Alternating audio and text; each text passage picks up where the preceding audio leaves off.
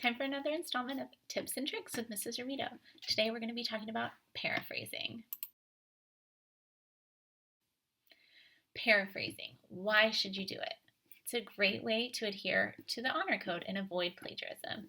And you want to showcase your ability to gather information and then put it in your own words, which helps demonstrate your learning. And it also increases your depth of learning. So how do you paraphrase? First, you're going to read or watch the material that you are learning from. This can be our learning management system, or it could be outside resources that you're using. And you're going to then take your own notes.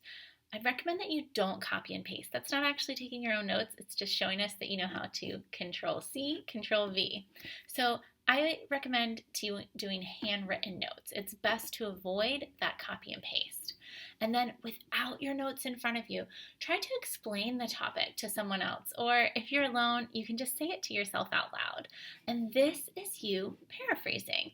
Studies show that teaching someone else helps you retain 95% of the information you learn compared to 5% retention when you're just listening to a lecture.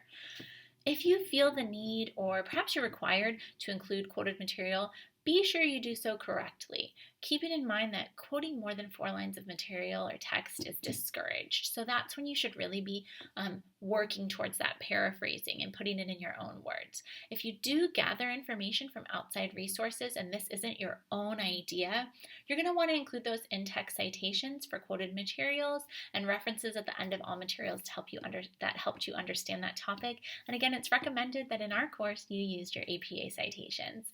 If you have questions about paraphrasing, don't hesitate to reach out to your instructor for help.